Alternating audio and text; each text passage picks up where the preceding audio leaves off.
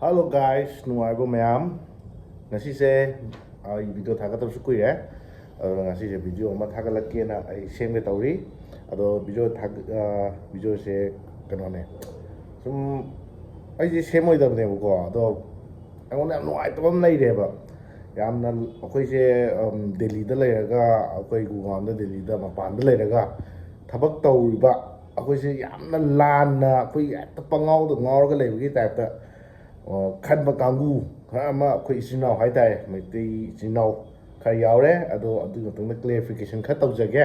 ꯑꯗꯨꯕꯨ ꯇꯧꯗ꯭ꯔꯤꯉꯩ ꯃꯃꯥꯡꯁꯤꯗ ꯍꯧꯖꯤꯛꯁꯦ ꯑꯩ ꯍꯧꯖꯤꯛ ꯆꯥꯛꯁꯨ ꯊꯣꯡꯗ꯭ꯔꯤ ꯑꯗꯣ ꯆꯥꯛꯇꯣ ꯊꯣꯡꯉꯔꯣꯏ ꯑꯣꯏꯅ ꯃꯄꯥꯟꯗꯒꯤ ꯂꯩꯔꯒ ꯑꯣꯏꯅ ꯆꯥꯔꯅꯤ ꯍꯧꯖꯤꯛ ꯄꯨꯡ 2 ꯇꯥꯔꯦ 1-2 ꯇꯥꯔꯦ ꯑꯗꯣ ꯃꯄꯥꯟꯗꯒꯤ ꯂꯩꯔꯨꯔꯁꯤ ꯀꯩꯀꯩ ꯑꯩ ꯁ꯭ꯇ꯭ꯔꯤꯠ ꯍꯥꯏꯗꯤ ꯁꯤꯗ ꯕꯤꯔꯌꯥꯅꯤ ꯌꯣꯜꯂꯤ ꯕꯤꯔꯌꯥꯅꯤꯁꯦ ꯂꯨꯄꯥ 100ꯒꯤ ꯌꯥꯝ ꯇꯧꯋꯦꯕꯀꯣ ꯕꯤꯔꯌꯥꯅꯤ ꯃꯣꯃꯣ ꯑꯗꯨꯒ ꯄꯔꯥꯊꯥ ꯑꯃꯒ ꯂꯩꯔꯒ ꯆꯥꯅ ꯋꯥꯔꯤ ꯇꯧꯁꯤ ꯑꯗꯣ ꯂꯩꯕꯒꯤ ꯚꯤꯗꯤꯑꯣ ꯃꯇꯦꯛꯇꯣ ꯌꯦꯡꯍꯜꯂꯛꯀꯦ ꯑꯁꯤ ꯊꯣꯛꯀꯨꯝꯕꯒ ꯑꯗꯨꯝ ꯂꯩꯔꯦ ꯍꯧꯖꯤꯛ ꯒꯨꯔꯒꯥꯎꯟ ꯏꯪꯕ ꯍꯧꯔꯛꯑꯦꯀꯣ ꯑꯗꯩ ꯀꯥꯁꯤ ꯄꯨꯔꯥ ꯃꯦꯁꯑꯞꯅꯦ ꯂꯩꯔꯤꯁꯦ ꯑꯩ ꯀꯥꯁꯦ ꯄꯨꯔꯥ ꯑꯝꯇ ꯂꯣꯏꯁꯟꯗ꯭ꯔꯤ ꯁꯤ ꯃꯌꯥꯝꯁꯦ ꯑꯝꯇ ꯂꯣꯏꯁꯟꯈꯤꯒꯦ ꯌꯦꯡꯉꯁꯤ ꯑꯩ ꯀꯥꯅꯤ ꯂꯣꯏꯔꯦ ꯄꯨꯔꯥ ꯃꯦꯁꯑꯞꯇꯅꯤ ꯂꯩꯔꯤꯁꯦ ꯍꯧꯖꯤꯛ ꯑꯗꯣ ꯁꯤ ꯂꯣꯏꯁꯜꯂꯛꯑꯒꯦ ꯇꯥꯃꯦꯁꯗꯨ ꯅꯝꯃꯒꯦ ꯁꯤ ꯚꯤꯗꯤꯑꯣ ꯂꯣꯏꯁꯟꯕꯁꯤꯗꯤ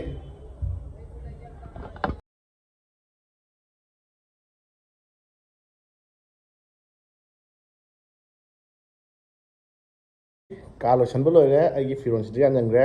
ꯀꯩꯅꯣ ꯇꯧꯗꯅꯕꯅ ꯎꯐꯨꯟ ꯀꯩꯀꯩ ꯆꯪꯗꯅꯕꯅ ꯑꯩꯅ ꯀꯨꯞꯁꯟꯈ꯭ꯔꯦ ꯑꯩ ꯐꯤꯔꯣꯟꯁꯤꯗ ꯂꯩꯔꯦ ꯑꯗꯒꯤ ꯁꯤꯅ ꯑꯩꯒꯤ ꯀꯥꯔꯄꯦꯠ ꯃꯆꯥꯅꯤ ꯑꯗꯒꯤ ꯐꯃꯨꯡꯁꯤꯗ ꯂꯩꯔꯦ ꯂꯦꯞꯇꯣꯞ ꯀꯩꯀꯩꯁꯤꯗ ꯊꯝꯃꯦ ꯑꯩꯒꯤ ꯊꯕꯛ ꯆꯠꯄꯒꯤ ꯑꯩꯒꯤ ꯊꯕꯛ ꯑꯣꯐꯤꯁꯀꯤ ꯕꯦꯒꯅꯤ ꯁꯤꯅ ꯂꯣꯏꯔꯦ ꯑꯗꯨꯅ ꯄꯣꯠ ꯂꯩꯔꯨꯔꯁꯤ ꯑꯣꯀꯦ ꯄꯣꯠ ꯂꯩ ꯑꯩꯒꯤ ꯆꯥꯅꯕ ꯀꯩꯀꯩ ꯈꯔ ꯂꯩꯔꯨꯈꯤꯒꯦ ꯉꯁꯤ ꯂꯝꯕꯤꯗ ꯃꯇꯦꯛ ꯃꯇꯦꯛ ꯌꯦꯡꯍꯜꯂꯛꯀꯦ ꯕꯤꯔꯌꯥꯅꯤ ꯌꯣꯟꯐꯝꯁꯤꯗ ꯂꯩꯔꯦ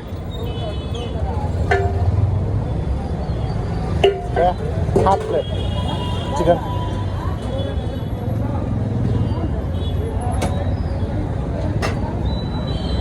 sini half plate boy portion nya yamna hai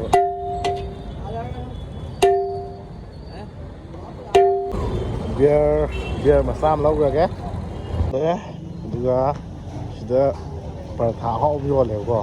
alu paratha ani ang lawrani takhalasi tha phangdre ye kya hai uncle आलू गोभी और रोटी दाल थोड़ा पराठा फंगद्रमिना रोटीगा सब्जीगा तौरगे 60 रुपीस खतने यौरगी रूम सी वांग से काखलप याम वाइबा 5th फ्लोर दा लेबिना माबि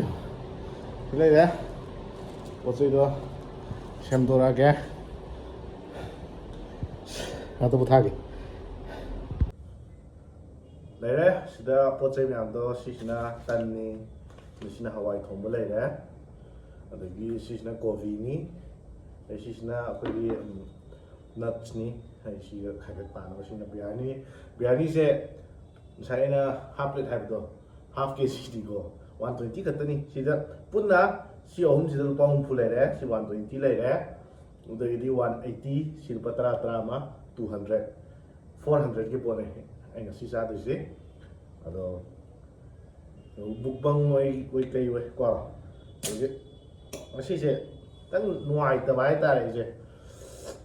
नुआई तबाय बदी हेदो तवे के हैने खोगे तुम चाना वाई तौसिको खोगी मितै मसा को फेसबुक ता खर चिना ngang खर चौखत्तबा हाइताने ओरे हाइबोंग मनुंग लेब तिनगी टाटा तौ मी खा याव खम्बा बाइ तो गेदा से खोइ दिल्ली मै पा पुद को खोइ मणिपुर दगी नुपी अमा लेते हाइ मासे पाउडर सिदा हाइ लागे मासे कनो तौ लेतबने इलेक्ट्रिक शॉक तो ले तब ने है ना और जागे electric software ꯂꯩꯇꯕꯁꯦ ꯃꯥꯏ ꯔꯨꯝꯗ ꯃꯊꯟꯇ ꯂꯩꯕꯅꯤ ꯁꯣꯐꯋꯦꯌꯔ ꯀꯝꯄꯅꯤ ꯑꯃꯗ ꯊꯕꯛ ꯇꯧꯋꯦ ꯍꯥꯏꯀꯣ ꯃꯃꯤꯡꯗꯣ ꯀꯥꯎꯔꯦ ꯀꯩ ꯀꯣꯝ ꯑꯃ ꯍꯥꯏꯕꯅꯦ ꯑꯗꯣ ꯅꯨꯡꯉꯥꯏꯇꯦ ꯂꯧꯈꯠꯇꯕ ꯋꯥꯁꯦ ꯁꯤꯒꯤ ꯃꯤꯅ ꯄꯣꯁ ꯑꯃ ꯊꯥꯒꯠꯂꯛꯑꯦ ꯉꯁꯤꯗꯤ ꯗꯦꯜꯂꯤꯗ ꯑꯉꯥꯡ ꯅꯨꯄꯤ ꯃꯆꯥ ꯁꯨꯃꯥꯏꯅ ꯇꯧꯔ ꯂꯩꯇ꯭ꯔꯦ ꯈꯣꯠꯇ꯭ꯔꯦ ꯍꯥꯏ ꯂꯩꯇꯕꯒꯤ ꯄꯣꯁꯇꯤꯀꯣ ꯍꯥꯏꯗꯤ ꯃꯤꯅ ꯍꯥꯠꯂꯝꯃꯦ ꯑꯗꯨ ꯇꯧꯔꯝꯃꯦ ꯍꯥꯏꯕ ꯅꯠꯇꯦ ꯃꯥꯒꯤ ꯔꯨꯝꯗ ꯃꯁꯥ ꯃꯊꯟꯇ ꯂꯩꯔꯝꯗꯕꯅꯤ इलेक्ट्रिक शॉक तौर लेटबनी हजि इंजनदागी इंजल्लाबना यूजर खोब तौद अखोई योट आयरन रोड लेदना इलेक्ट्रिक तौर थिल्लगा कनो तौद इसिंग थामो अदो चिंगा लेटब याय इलेक्ट्रिक शॉक तौर तम ngamdeba ama hai comment sidam tholak pat na hai kari mapal lam dam lai ningo da nai mapal lam lai baga mi lai to kari chan kari kano tauge ba mi lai tre haraga mapal lam dam lai ningo da nai mapal lam lai bu dum si ba ai chadi ahum mu sure ai si da ai hoju hingi ba agi nging ba chokhat ta ba hai tare sum si karam mina to e profile log thamba dung masai profile hap ta ba hamra singai mithi wong khoi gi mirot minaya ye moi gumna adum kyo se sagat tani ba amena thingan ma na ra kana phang de ma na je kari delhi lai ba mi ni nu pi nu pa lai mi nei wai lai mi nei kari sana de ge ba ama se lai tre hai bani electric shock tawar leitre haibni aduga mana adu pusalapai kari chana regeba hoi lei phana mama lei minai thabai nga mai chana ma kani chin kha pheng keng la ke taweba tham tang delhi da lei lao ko tham tang delhi da lei lao thabak taw lei lao lupa chi kutha cha ga lei lao ba yeng aduga nungai be mo ba ma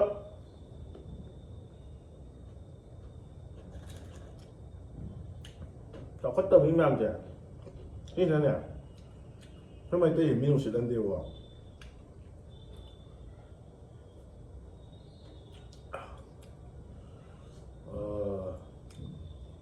rồi,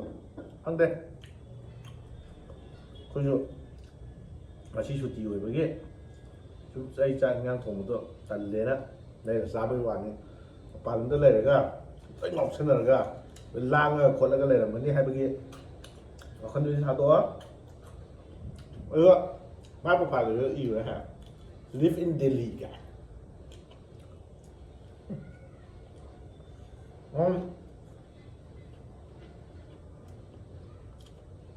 น่าตีปุตตยอมซาแต่ว่าหายตายนะ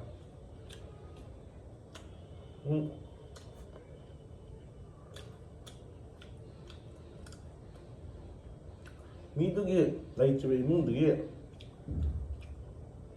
family tu na nangi comment tu kana kari khan ga dage ba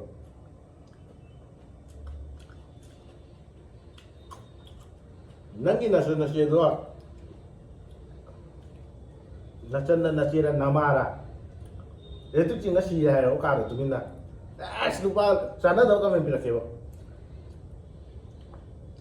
na nuai ka dra ba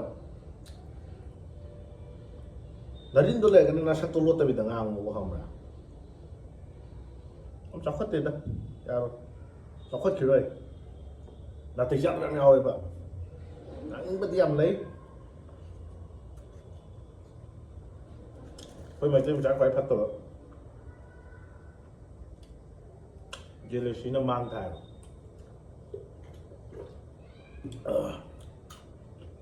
anh thì bây giờ cái tổ gì, anh pam, my choice, my life. Isan sản cho isan ngoan nữa giờ ní thì đấy giờ mấy nó cho hot bowl rồi bạn chỉ đợi tao ra đấy thế kia không ngay ngay xung quanh nào này thế kia họ sẽ mau content creator nó xuôi này thôi đi thôi cậu cái tâm đi ông mình làm giờ này ꯀꯩ ꯇꯥꯟꯕꯕꯨ ꯑꯣꯏꯕ꯭ꯔꯥ ꯄꯩꯁꯥꯁꯤ ꯇꯥꯟꯒꯗꯕꯅꯤ ꯇꯥꯟꯕꯒꯤ ꯂꯤꯈꯨꯟꯕꯨ ꯎꯔꯗꯤꯀꯣ ꯇꯥꯟꯒꯗꯕꯅꯤ ꯇꯧꯕꯇꯕꯨ ꯄꯛꯇꯕ ꯑꯩꯈꯣꯏꯒꯤ ꯄꯩꯁꯥ ꯇꯥꯟꯅꯕ ꯍꯣꯠꯅꯕꯗ ꯍꯦꯟꯖꯟꯕ ꯀꯣ ꯃꯌꯥꯝ ꯌꯥꯎꯋꯦ ꯑꯗꯨ ꯀꯩꯅꯣꯁꯦ ꯍꯥꯎꯋꯦ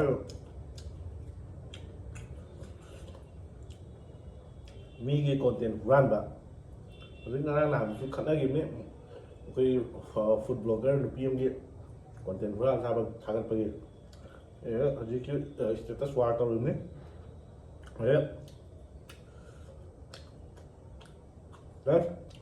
ꯃꯁꯥꯒꯤ ꯑꯥꯏꯗꯤꯌꯥꯗꯤ ꯂꯩꯇꯕ ꯀꯣ ꯑꯩ ꯀꯃꯥꯏꯅ ꯚꯤꯗꯤꯑꯣ ꯁꯦꯝꯒꯅꯤ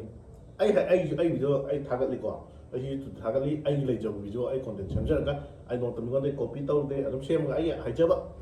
ꯑꯩꯒꯤ ꯏꯁꯥꯒꯤ ꯑꯩ ꯀꯣꯛꯇ ꯂꯩꯕ ꯄꯣꯠꯇꯣ ꯉꯥꯛꯇ ꯊꯥꯒꯠꯂꯦ ꯑꯩꯒꯤ ꯐꯦꯁꯕꯨꯛ ꯄꯦꯖꯇꯁꯨ ꯌꯦꯡꯉꯣ ꯍꯣꯏ ꯑꯃꯨꯛꯇꯪꯒꯗꯤ ꯏꯁꯥ ꯌꯥꯝ ꯐꯅꯤ ꯑꯣꯏꯕ ꯃꯤ ꯃꯌꯥꯝꯅ ꯁꯦꯌꯔ ꯇꯧꯕꯗ ꯁꯥꯎꯔꯣꯏꯗꯕ ꯄꯣꯠꯀꯗꯤ ꯑꯩ ꯃꯔꯛ ꯃꯔꯛꯇ ꯊꯥꯒꯠꯄ ꯌꯥꯎꯋꯦꯀꯣ ꯑꯩꯁꯨ ꯍꯣꯏ ꯑꯗꯨꯃꯛꯄꯨ ꯊꯑꯣꯏꯅ ꯄꯩꯁꯥ ꯇꯥꯟꯒꯦꯅ ꯊꯥꯒꯠꯄꯗꯤ ꯅꯠꯇꯦ ꯑꯩ ꯀꯣꯟꯇꯦꯟ ꯃꯣꯅꯦꯇꯥꯏꯖꯦꯁꯟ ꯇꯧꯗꯦ ꯐꯦꯁꯕꯨꯛꯇ ꯌꯨꯇ꯭ꯌꯨꯕꯇꯁꯨ ꯄꯩꯁꯥ ꯀꯩꯁꯨ ꯂꯥꯛꯄ ꯅꯠꯇꯦ ꯑꯗꯨꯕꯨ ꯁꯨꯝ ꯃꯌꯥꯝꯗ ꯎꯠꯄꯗꯣ ꯑꯩꯒꯤ ꯄꯦꯁꯟꯅꯦ ꯑꯩꯅ ꯄꯥꯝꯖꯕꯒꯤ ꯅꯝꯕꯩ ꯋꯥꯅꯦ ꯚꯤꯗꯤꯑꯣꯁꯦ ꯄꯩꯁꯥ ꯅꯨꯡꯁꯥꯒꯤ ꯅꯠꯇꯦꯕ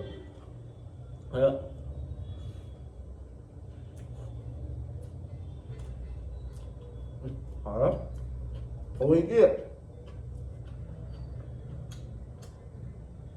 ꯅꯨꯄꯤ ꯃꯤꯒꯤ ꯚꯤꯗꯤꯑꯣꯁꯤꯗ ꯑꯃꯨꯛ ꯑꯦꯛꯁꯄ꯭ꯂꯦꯟ ꯇꯧꯁꯟꯕ ꯁꯥꯕ ꯑꯣꯏꯔꯣꯏ ꯄꯥꯔꯣꯏꯗꯕ ꯚꯤꯗꯤꯑꯣꯗ ꯂꯥꯟꯅ ꯁꯟꯗꯣꯛꯄ ꯑꯗꯒꯤ ꯊꯥꯡꯁꯦ ꯄꯣꯛꯄ ꯂꯩꯕꯥꯛ ꯄꯣꯛꯄ ꯀꯔꯤ ꯃꯥꯅ ꯉꯥꯏꯔꯕ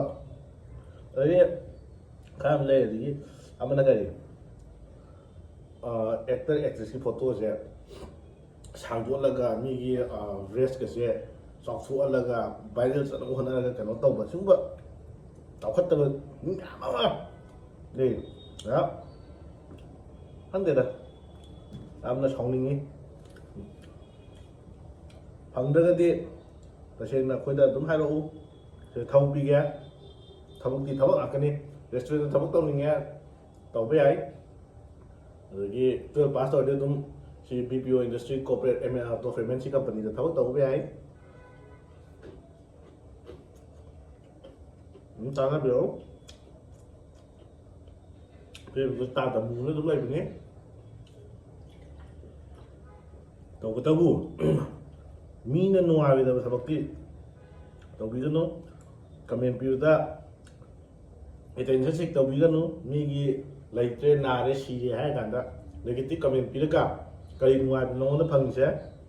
ꯑꯗꯨꯒꯤ ꯀꯣꯛꯇꯨꯅ ꯑꯗꯨꯝ ꯃꯤꯅꯥꯏ ꯑꯣꯏ ꯇꯥꯕꯅꯤꯅ ꯄꯨꯟꯁꯤꯗ ꯂꯋꯥꯏ ꯃꯆꯥ ꯑꯣꯏꯔꯒ ꯑꯗꯨꯝ ꯃꯤꯅꯥꯏ ꯑꯣꯏꯔ ꯂꯩꯇꯥꯕ ꯑꯣꯏꯔꯣꯏ खितंसु पॉजिटिव ओइन खितंसु खल्लो खम्ब्रा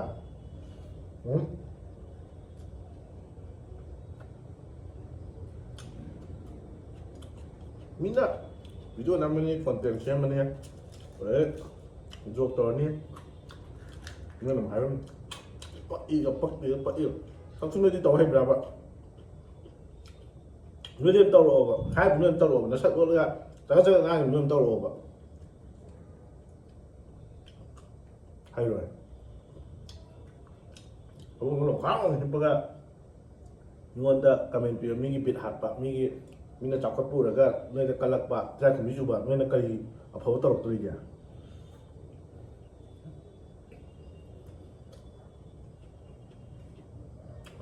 कोइ ai नाने जुमा भिडियो फे सेमदमना ओ सिजि याम साउनिंग्रे साइमा हाबला हावा वाव होय मपालमदा लेबा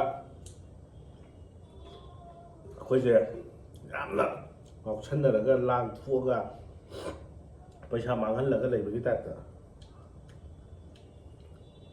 halleba hoi wai ne koyu hapta am suti ani khatani phangise noi dongna manipur da laiga pung manipur thau chana bse pung ni pa ma pa di thau chana ne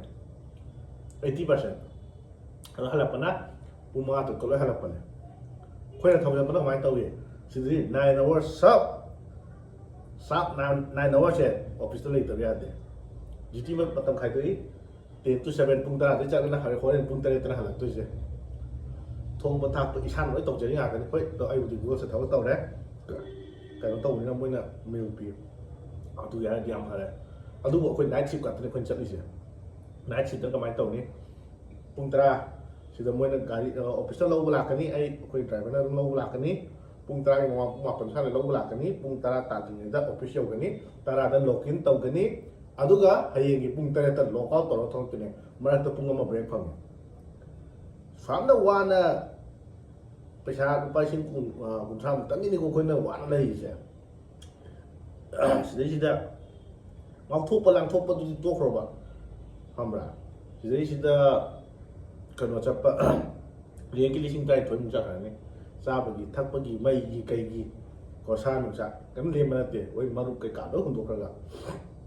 kadai din koi chappa dudi ne langni bangu dudi paisa hen to ta thokna pai ba kangu na langje ban wani amtan Delhi da leba mi khudmo nuai an khalo nugo nuai de nun uis de 10% ta ne hamra 90% am di thaw wana sura ne lai je club cha to show pudi yum da imana myam pula khai kan na ga cha ga thong tha sa ga nuai langje di hai ba mi ga kan ko lai je at mi ma thum hang da ba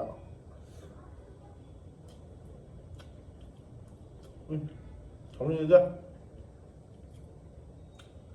कई जानने के बाद दिल्ली दे लेबा मी कुदिमा boyfriend girlfriend लोय lemme नहीं फंगदबगिरो ना फंगदबगिरो ना दम सावइगा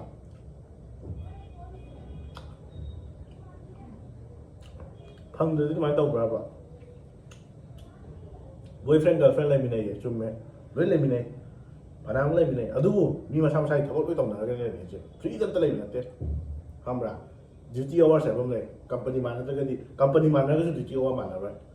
मसा मसा की थबक लोय चंग जसिंग दो वा कने just let me security to the one अफाव बरों द खालो कोक तो द तौ ना वा खन नुं खले दी कमाय तौ दुरी के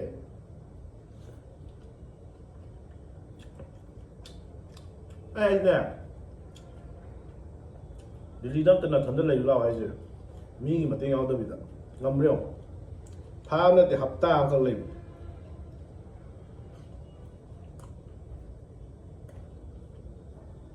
thì cho phát đó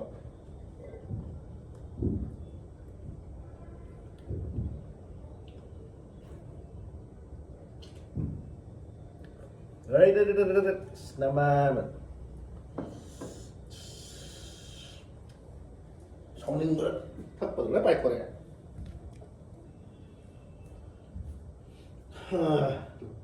ngắn là bộ hoa tôi đi nhà ta tớ mèo thì ngắn là bộ hoa này यार इतना शेम है सी वीडियो सी है का नून ब्रेड कमेंट पी गेरा गुड कमेंट पी गेरा इधर में पी वाई की है वो तो बाहर है लान ना दुखान ना लान ना दुखान ना नू कोई सुशी तो नुआने लगे ना ते छाता लगे नहीं लगी से शायद ngam ना बा यूम लगे माँ पाई तो नी लगा अयुँ दी माँ पाना नहीं थे अदुई शु सिंगो वाखलो ना कने नी लगा यूम लगे नी लगा साथ दिशा पुदिया शाना तांजरा सागे आकने को मी अमा लेत्रे हां तंदि फजना फजवा हाइदा हाइबियु ब्लेम मतो त संगनु नमिन न खोंग उद्रिङै हमरा अदु म सखत वाखन खलिनै न पुनि जु चखप सुंग मोय अदु मिनाय व लो संगनि को लम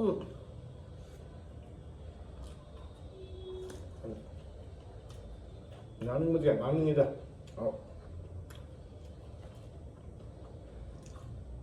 ना मजे nè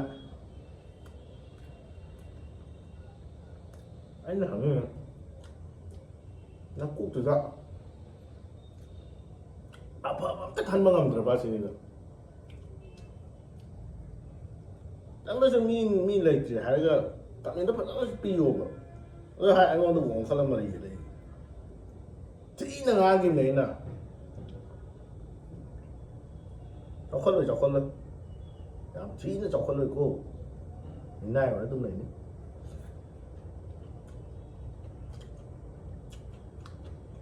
ai bây giờ thì xem linh tâm nè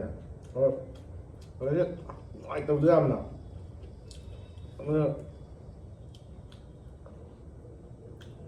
ꯂꯩꯅꯤꯡꯉꯣꯗꯅ ꯃꯄꯥꯟ ꯂꯝꯗꯒ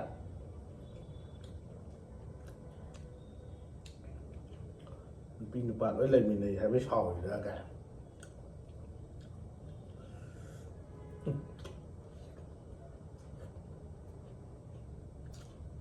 ꯍꯩꯕꯣꯡ ꯃꯅꯨꯡꯁꯤ ꯇꯤꯟꯗꯅ ꯃꯤꯅ ꯑꯃꯨꯛ ꯊꯤ ꯉꯥꯡꯕꯤꯔꯛꯏꯗꯣ ꯀꯥꯏꯗ꯭ꯔꯣ ꯀꯔꯤ ꯂꯤꯡꯖꯦꯜ ꯃꯥꯟꯅꯔꯤꯒꯦ ꯑꯩꯈꯣꯏ ꯃꯩꯇꯩ ꯃꯆꯥ ꯃꯁꯦꯟꯗ ꯃꯤꯅ ꯑꯃꯨꯛ ꯁꯤꯠꯂꯣꯏ ꯁꯤꯅꯤ ꯃꯤꯅꯅꯦ ꯊꯤꯅ ꯑꯗꯨꯝ ꯉꯥꯡꯉꯛꯀꯅꯤ ꯑꯩꯈꯣꯏꯗ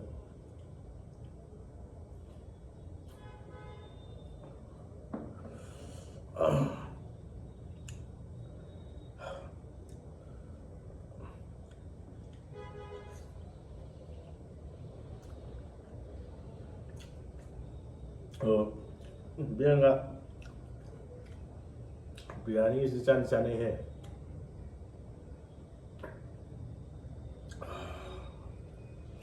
ꯍꯥꯎꯏꯅꯦꯍꯦ ꯂꯣꯏꯁꯜꯂꯒꯦ ꯇꯟꯁꯤꯗꯤ ꯆꯥꯕ ꯉꯝꯗ꯭ꯔꯦ ꯇꯟ ꯃꯔꯤ ꯂꯦꯝꯃꯦ ꯕꯤꯔꯌꯥꯅꯤꯁꯤꯗꯤ ꯆꯤꯟꯖꯥꯛꯁꯤꯅ ꯂꯣꯏꯁꯜꯂꯒꯦ ꯐꯅꯌꯥꯝꯁꯨ ꯍꯥꯎꯏ ꯂꯨꯄꯥ 100 ꯈꯛꯇꯅꯤ ꯁꯤꯁꯦ ꯁꯤꯀꯟꯗꯔꯄꯨꯔꯒꯤ ꯃꯦꯇ꯭ꯔꯣ ꯁ꯭ꯇꯦꯁꯟ ꯃꯈꯣꯡꯗ ꯌꯣꯟꯕ ꯄꯣꯠꯅꯤ ꯃꯣꯏꯁꯨ ꯐꯖꯅꯁꯨ ꯁꯤꯠꯂꯤ ꯑꯗꯨꯒ ꯄꯣꯔꯁꯟꯁꯨ ꯌꯥꯝ ꯌꯥꯝꯃꯤ ꯂꯨꯄꯥ 120 ꯍꯥꯐ ꯀꯦꯖꯤ ꯄꯤꯔꯛꯀꯅꯤ ꯕꯤꯔꯌꯥꯅꯤ ꯑꯣꯜꯂꯒ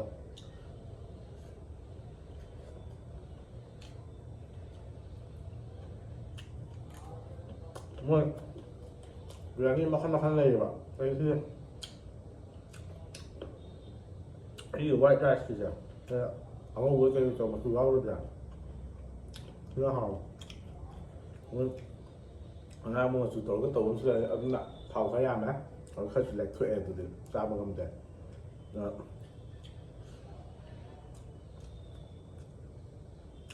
ꯁꯤꯃꯗꯤ ꯐꯖꯅ ꯍꯥꯎꯋꯦ ꯑꯩꯗꯤ ꯃꯣꯃꯣ ꯌꯣꯜꯂꯝꯕꯅꯤ ꯃꯣꯃꯣꯒ ꯇꯧꯔ ꯇꯧꯒꯦ ꯇꯧꯕꯅꯦ ꯄꯔꯥꯊꯥꯁꯨ ꯑꯃꯨꯛ ꯌꯣꯜꯂꯝꯗꯕ ꯁꯤꯗ ꯄ꯭ꯂꯦꯟ ꯔꯣꯇꯤꯁꯦ ꯑꯣꯏꯅ ꯂꯧꯔꯒꯦꯅ ꯄ꯭ꯂꯦꯟ ꯔꯣꯇꯤꯁꯦ ꯂꯧꯕꯅꯦ ꯂꯨꯄꯥ ꯍꯨꯝꯐꯨꯅꯦ ꯇꯟ 3 ꯄꯤꯔꯛꯀꯅꯤ ꯍꯋꯥꯏ ꯊꯣꯡꯕ ꯍꯥꯞꯄꯛꯀꯅꯤ ꯑꯗꯨ ꯀꯣꯕꯤ ꯊꯣꯡꯕ ꯃꯣꯏ ꯍꯋꯥꯏ ꯀꯣꯕꯤꯁꯨ ꯃꯣꯏ ꯃꯅꯥꯛꯅꯤꯅ ꯐꯖꯅ ꯍꯥꯎꯋꯦ ꯕꯤꯔꯌꯥꯅꯤꯁꯨ ꯍꯥꯎꯋꯦ ꯑꯗꯨ ꯑꯩꯅ ꯉꯥꯡꯈꯤꯕꯗ ꯁꯣꯏꯈꯤꯕ ꯂꯥꯟꯈꯤꯕ ꯌꯥꯎꯔꯁꯨ ꯃꯌꯥꯝꯅ ꯉꯥꯛꯄꯤꯌꯨ ꯈꯪꯗꯕ ꯅꯆꯥ ꯅꯅꯥꯎꯅꯤ ꯅꯕꯨꯅꯤ ꯈꯟꯗꯅ ꯉꯁꯤꯒꯤꯗꯤ ꯚꯤꯗꯤꯑꯣꯁꯤ ꯁ꯭ꯋꯥꯏꯗ ꯂꯣꯏꯁꯤꯟꯖꯔꯒꯦ ꯃꯊꯪꯒꯤ ꯚꯤꯗꯤꯑꯣꯗ ꯑꯃꯨꯛ ꯊꯦꯡꯅꯔꯁꯤ ꯕꯥꯏ ꯕꯥꯏ ꯈꯨꯔꯨꯝꯖꯔꯤ